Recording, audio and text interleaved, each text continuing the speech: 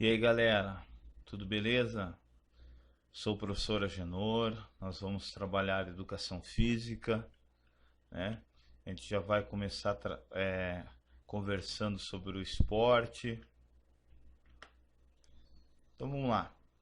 No início do século XIX, o desenvolvimento da sociedade capitalista, ela tornava cada vez mais profunda a divisão do trabalho.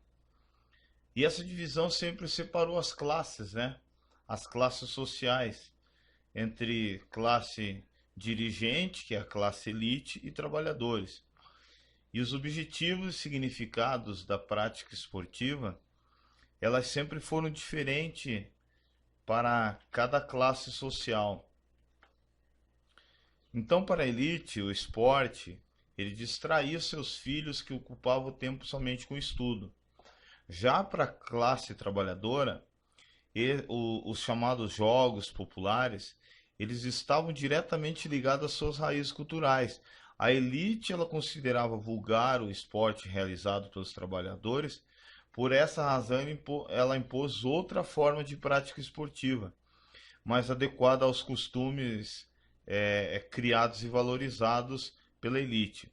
Então utilizou-se o esporte como estratégia educativa, então, principalmente para tentar ocultar e mascarar das lutas sociais.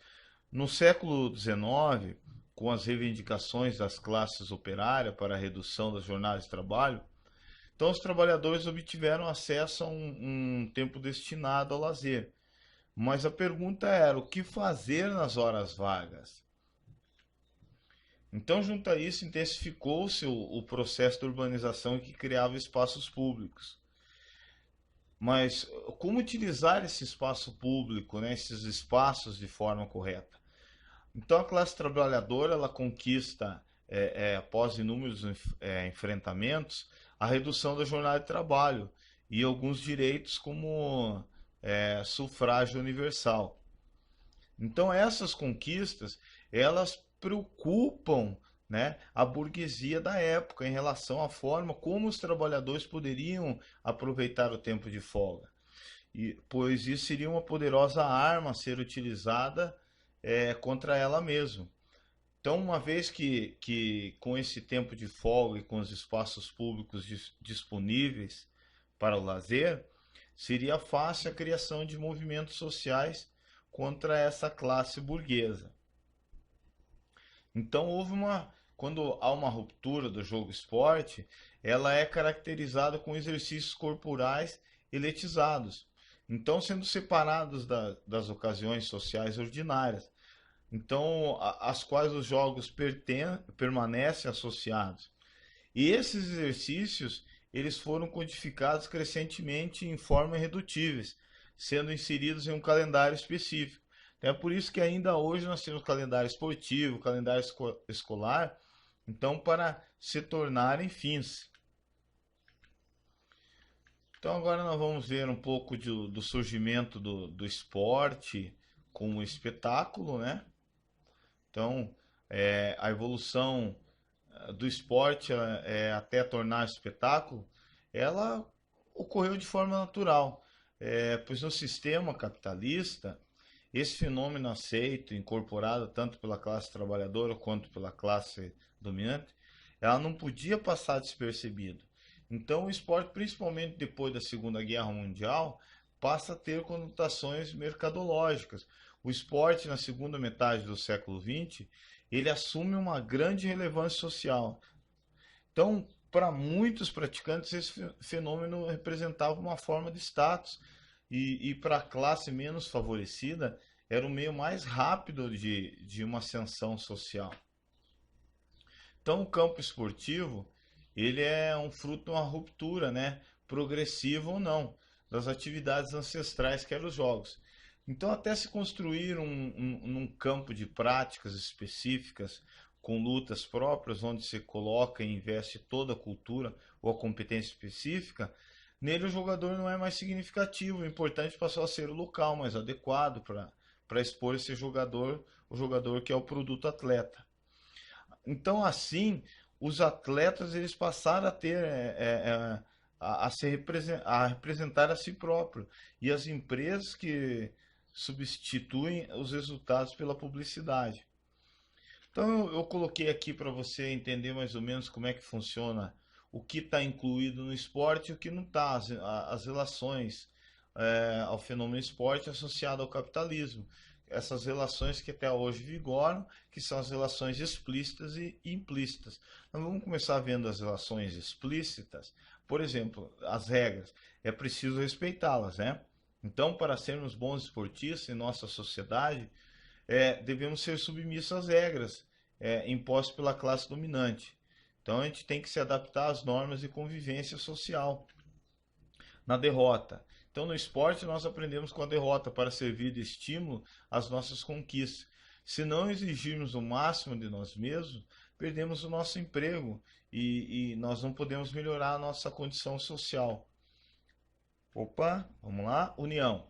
Principalmente nos esportes coletivos, não há vitória. Se uma equipe não estiver unida em busca de seus ideais, né, em nosso convívio social, nós devemos respeitar nossos colegas, trabalhando em grupo. Então, aproveitando as nossas potencialidades para minimizar as dificuldades. Então, a gente consegue, com isso, contribuir com o êxito da equipe de trabalho. Isso quer dizer, enriquecer cada vez mais os patrões. Ainda dentro das relações explícitas, né, a gente vê o sofrimento. Quando somos derrotados, nós sofremos com tais circunstâncias. Mas a gente deve compreender que até onde vão os nossos limites e não apelar para como a violência. Então, em nossa sociedade, por exemplo, se você é demitido, tem que assimilar, não pode se desesperar os fatos de forma tranquila, né? E de uma maneira pacífica para que possamos retomar a nossa jornada. Ainda dentro das relações explícitas, o treinamento ele tem como objetivo principalmente aprimorar a performance esportiva para cada vez mais alcançar bons resultados. No trabalho, da mesma forma, a gente deve estar em constante aprimoramento. Só assim nós conseguimos melhorar as nossas condições de vida. E esse aprimoramento quer dizer que devemos nos tornar uma máquina de trabalho em perfeitas condições que ofereça ao empregador resultados e economia, contribuindo na obtenção de lucros. E esses lucros, para quem? Agora a gente vai ver um pouco de relações explícita e implícita, né? Por exemplo, a competição. Os praticantes de esporte, eles estão muito familiarizados com essa palavra. Ela também se reflete na nossa vida econômica, por meio da concorrência. Então, como no esporte, devemos estar preparados para enfrentar os desafios, pois sempre quem vence é o melhor. Aí eu pergunto, né, mas será que a concorrência no mercado de trabalho é justa? Então eu coloquei essas relações para você ver algumas coisas que o esporte nos traz benéficas e outras que se nós não estivermos assimilando e compreendendo a situação, a gente pode cair nesse mundo do capitalismo aí. Por exemplo, o campeão. Não existe o termo os campeões, apenas uma equipe que é vencedora. Então, não é diferente quando o acesso aos bens de consumo, né? Pois pouco se dispõe de recursos financeiros e conforto material. Mas por que no esporte não pode haver mais de um vencedor? Também em nossa sociedade, por que não temos igualdade na distribuição de renda? Então, competidores, né? Existiria o esporte sem competidores?